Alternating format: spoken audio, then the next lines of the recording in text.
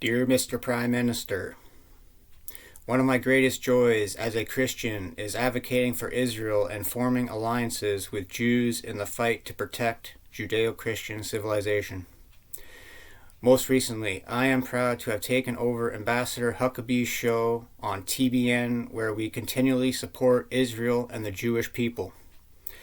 As Mohammedanism spreads into Western societies, it's critical that Jews and Christians stay united in an effort to contain and roll back radical Islam and Sharia law. I regret to report that anti-Israel and anti-Semitic trends are at record levels on social media. These negative sentiments then flow downstream into college campuses and even seep into the conservative MAGA movement. My team and I have spent months analyzing these trends and debating ideas that could help you and your country push back against these disturbing developments. Anti-Israel sentiment can undermine American support for Israel. The purpose of this letter is to lay out our concerns and outline potential remedies. Everything written here is from a place of deep love for Israel and the Jewish people. I think it's important to be brutally honest with those you love. In my opinion, Israel is losing the information war and needs a communications intervention. I started to compose this letter to you on Easter. I should have been focused on my family, but I was getting bombarded with messages about the Israeli army making it difficult for Christians to access church in Jerusalem on Easter. At the time, I did not see any official statements pushing back on this narrative. It was frustrating because pro-Israel surrogates like me should not be in charge of fact-checking every piece of anti-Israel misinformation that pours into social media. It wasn't just Easter. On my recent campus tours, half the questions I get are about Israel and they're all negative. I often spend half my time on these campus tours defending Jews and Israel, which I'm proud to do because I love Israel and love the Jewish faith. I spent endless hours with Dennis Prager over the years studying the Torah. Sometimes I feel like I'm defending Israel in public more than your own government. My experience on college campuses matches a recent Harvard-Harris poll, which reported 48% of 18 to 24-year-old Americans support Hamas over Israel. Even in young MAGA circles, Israel is losing support. We are getting huge crowds of 4,000 to 5,000 students on some of my college tours. My campus visits are becoming like rock concert atmosphere filled with conservative patriots. Yet on these campus visits, I'm constantly confronted with Israel is an apartheid state. Why does Israel conduct ethnic cleansing? Why is America subsidizing Israel's genocide against the Palestinian people? Is American aid helping to subsidize Israel's free health care? Israel and the Jews are running U.S. foreign policy. Israel and Jews are responsible for 9/11. Defending Israel is not in our U.S. national interest. Why is Israel trying to drag us into a war in the Middle East? Above are just a sampling of the negative Israel/Jewish comments and questions I confront on college campuses. I'm accused of being a paid apologist for Israel when I defend her. However, if I don't defend Israel strongly enough, I'm accused of being anti-Semitic. I know you've got a Southern Front war and my kvetching pales in comparison, but I'm trying to convey to you that Israel is losing support even in conservative circles. This should be a 5-alarm fire. I'm often asked, why is Israel killing so many innocent civilians in Gaza? I know Israel goes to great lengths by dropping flyers and even calling civilians to clear out of areas about to be bombed. I know Israel posts maps showing which areas should be evacuated. I know that Hamas uses civilians as human shields. But 90% of the younger generations get their news from social media and podcasts, and there is very little pushback or fact-checking by the Israeli government and or pro-Israel supporters in the media, especially social media. I strongly suggest Israel not always depend on subcontracting their information war efforts to surrogates in America. Mr. Prime Minister, I urge you to revamp your information warfare strategy from top to bottom. Sometimes the impression is given that Israel thinks everyone hates them, so why care about winning over hearts and minds? If there's any truth to this impression, I urge you to consider that social media and podcasts are where you fight for the hearts and minds of the younger generation. Obviously, all this negative Israel propaganda on social media easily translates into pro-Hamas, free Palestine sentiment on many college campuses. Here are some unsolicited recommendations my team and I suggest if you're open-minded to a communications reset. Number 1, for starters, you need a rapid response media team. President Trump does this very effectively on social media and with his own account, his White House Rapid Response 47 team. The president has strong fighters like Stephen Miller and Caroline Leavitt who battle the press every day. Honestly, I don't even know if you have a press secretary. You are an eloquent defender of Israel, but you need a team of information warriors out there pushing back every day. There's also hundreds of millions of dollars raised by private pro-Israel groups. Some of this money should be directed into creating pro-Israel original homegrown content. Next, promote this content on Israel-operated social media channels and websites. Use some of these funds to start the Israel Truth Network, ITN. Number 2, I strongly recommend putting together a team of pro-Israel experts who can fact-check misinformation in real time from Israel. Israel needs to take the lead in this effort. No more dependence on subcontractors. Israel never asks for American troops because Israel does its own fighting. I suggest the same approach for the information war. You lead and people like me will follow and provide supplemental support. If you're open to revamping your communication strategy, my team and I are happy to assist. Number 3, you need something perhaps like an Israel Truth Network, ITN, which can include social media channels and a one-stop source of information website where, for example, all the negative Israel questions I get can be thoroughly debunked. I would love to refer students to such a website. This website could also be a conduit to groups like Hillel and Jewish educators like Dennis Prager. There can be links to books, podcasts, media personalities, and pro-Israel thought leaders. The website can be a place where Judeo-Christian leaders and groups can share information and form closer alliances in the fight against Islamic fundamentalism. ITN social media can post pro-Israel, pro-Judeo-Christian video clips, breaking news, and articles. ITN could potentially be a news aggregation site for all news pertaining to Israel and Judeo-Christian efforts to preserve Western civilization. Number 4, have you considered inviting some of the released hostages to go on a speaking tour in the U.S.? This could be very effective messaging. These hostages can talk about how Gazan civilians not once offered any empathy or compassion. President Trump referenced this lack of humanity when some released hostages visited the Oval Office. This was effective messaging. When impactful messaging clicks, keep it going. Also, these hostages and all your spokespersons should be arguing it's Hamas that is committing genocide on their own people by using civilians as human shields and storing weapons in schools, hospitals, etc. That information drips out in the regular media but is almost non-existent on social media. Number 5, maybe interview regular Israelis on the streets, asking them what they love about their country. Interview Jews, Israeli Arabs, Orthodox, secular, Druze, etc. Ask Israelis what they wish the world knew about Israel. Ask them to respond to examples of misinformation on social media. This could be an entire social media PR campaign called "Dude, You Got Us Wrong."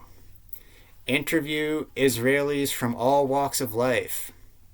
Let Israelis explain in their own words how Israel is a pluralistic society, a free country with elected leaders unlike the surrounding authoritarian Arab nations. Why not show how your hospitals take care of wounded terrorists? Why not show clips of Israel dropping flyers from airplanes warning Gazan civilians to get out of harm's way? It would have been nice to see an Israeli plane with a Star of David arrive in the U.S. full of supplies after a hurricane. Has Israel offered any assistance to the U.S. insofar as technology to protect our border or with the missile defense shield President Trump has discussed? These are examples of effective messaging showing Israel as a close ally of America. Consumers of social media are aware of the billions in supplies we send to Israel, but they're less aware of what America gets in return. You and your team need to make the argument on social media that Israel is a great friend of America and is vital to U.S. national security. Israel needs to better portray itself as a member of Team Humanity. Israel needs to establish a baseline of her identity. To run an effective messaging campaign, you need a clearly defined message. This message should be homegrown from Israel. In other words, create original content from Israel. Videos and visuals feed social media. Keep these edited clips short, under 1 minute, and post the best ones on the Israel Truth Network, ITN. Don't rely on non-Israeli social media influencers to create all these clips. Create them yourselves, and influencers or surrogates like me can promote this original work and refer people to your social media and websites. Be proactive. Take the lead. Bottom line is, Israel needs to learn to fish, i.e., create your own content, and be more self-reliant when it comes to your communications strategy. Number 6, Iran. Israel could do a better job explaining the Iranian threat. Among the many conservatives who support Israel, there is a concern that America could become entangled in a quagmire in Iran. My generation grew up with disasters in Afghanistan and Iraq. We were promised there were WMDs in Iraq, which proved to be a lie. Our generation was also lied to by governments of Israel and the U.S. that COVID vaccines were safe and effective. Israeli intelligence missed the boat on October 7th, but were asked to trust Israeli intelligence 100% that Iran is on the cusp of obtaining nuclear weapons. Young conservatives are very skeptical of government proclamations. We don't fully trust intelligence assessments. Right now, it seems like Israel is primarily relying on Americans to make the case for attacking Iranian nuclear sites. These arguments get a lot of blowback in MAGA circles. Other than you, Mr. Prime Minister, I see very few Israelis making their case in the media, social media, or podcasts. Many agree with you, myself included, that Iran should not get nuclear weapons. At the same time, I share the concern that America will get sucked into another endless war costing thousands of American lives. Where are the Israelis who are arguing their case to win over public opinion? Israel should be making its case 24/7 on social media, including long-form English-speaking podcasts and social media channels and websites such as a Rapid Response Team and ITN. Number 7. A paradigm shift is needed in how Israel presents itself to the world, especially on social media. Perhaps the best way to convey my thoughts here is to think of Israel as a political candidate. In this case, a younger woman who grew up on social media.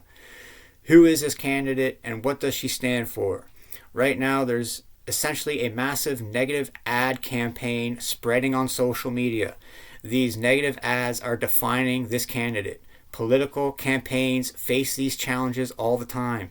Many of the PR challenges Israel faces should be looked at through the prism of a political candidate. Like any campaign, the first task is to define the candidate. Right now, there is not a one-stop shopping resource where younger people can learn about this candidate. Every candidate has a website and social media. It would be political malpractice to omit these tools. Sorry for the brutal honesty, but Israel's approach to social media is PR malpractice. Your candidate should list all the toughest questions she gets on the campaign trail with detailed expert responses and footnotes on her ITN website, and use social media to explain her platform on a daily basis. These responses become part of Miss Israel's platform, where her positions and values are explained. Like any political campaign, you need surrogates who can articulately promote this candidate's platform and identity. Right now, Israel's identity is being fabricated by those who hate her by a barrage of misinformation in the media, especially social media. Fake news becomes real news if there's not effective pushback. When a candidate is hit with negative campaign ads, the effective response is for the candidate to personally respond to those attack ads. A candidate doesn't just rely on surrogates to get the truth out. One of Israel's biggest, most fundamental problems is typically your pushback is in a third-person voice. I do the third-person voice all the time as I attempt to defend the candidate Israel. But I don't live in Israel, so I'm more like an attorney defending a client. Israel, the client, also needs to defend itself. I wish I had a first-person source of information I could reference where students and Israel skeptics could learn more about this client called Israel. You need a one-stop shopping resources where Israel's platforms and beliefs can be spelled out. You need more Israeli surrogates speaking out on behalf of their candidate. At the moment, you have some wonderful non-Israeli surrogates speaking on behalf of a candidate that has not defined herself, especially when it comes to social media. I know it's common to think that social media, especially TikTok, is a waste of time. I thought similar a year ago. But TikTok algorithms have changed. I have increased my followers on TikTok from approximately 1 million to 6.6 million in the last year. We get billions with a B views on TikTok. My campus tour last fall and this spring have reached approximately 5 billion impressions. Elon Musk is a good friend to Israel, so X offers a great opportunity to make inroads on social media. Israel should not sit back and allow its enemies to define her. A recent poll showed 53% of Americans now have an unfavorable view of Israel, up from 42% 3 years ago. U.S. support for Israel is precarious right now. A new media strategy is urgently needed. I understand social media as well as anyone in the world. From my vantage point, Israel has retreated from social media without a fight. How are you going to win over young generations if you're starting out in retreat on social media? Younger generations use their TVs for Netflix, not the evening news. Narratives for younger and even middle-aged people are fought now on social media.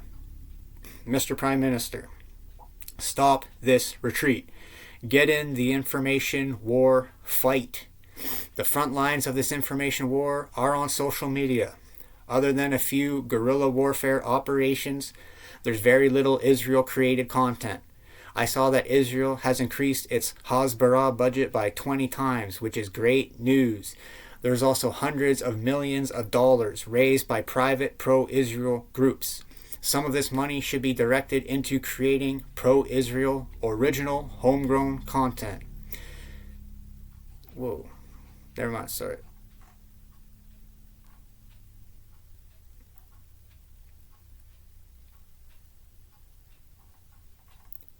Well, never mind. I thought I was shot up to the start there, okay?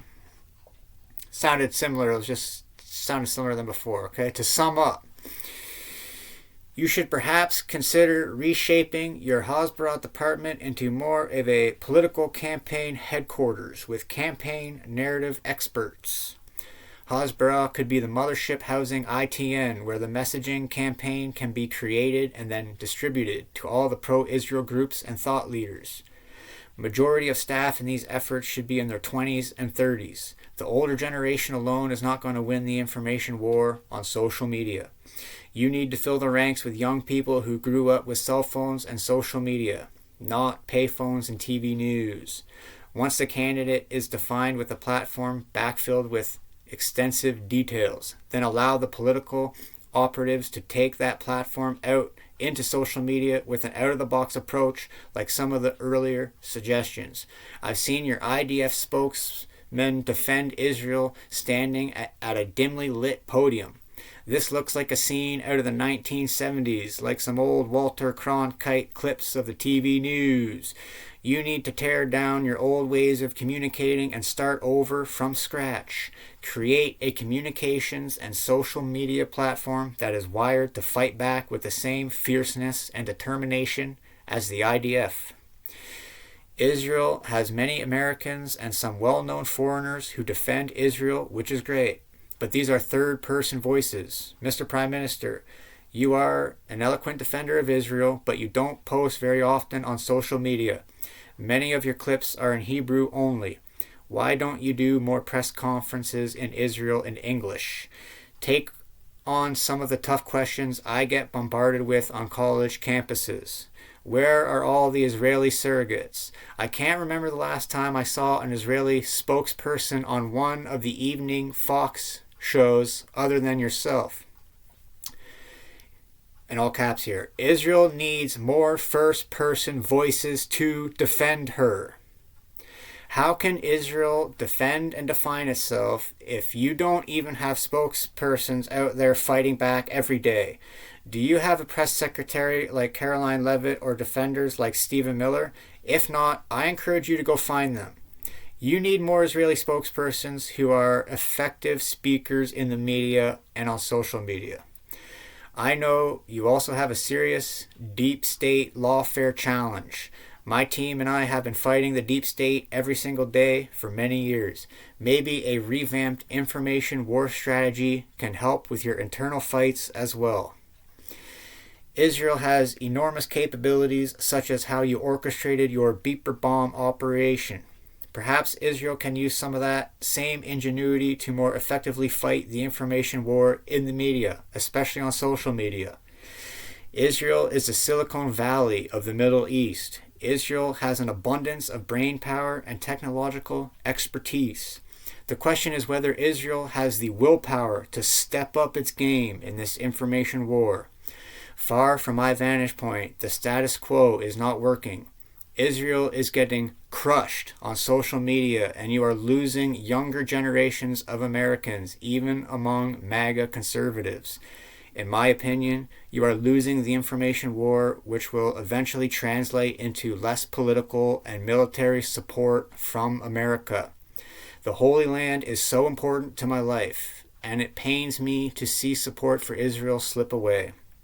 Feel free to contact me on my private number below if you would like to discuss this further. Sincerely, Charlie Kirk. This was Charlie Kirk's letter to Israel's Prime Minister Benjamin Netanyahu.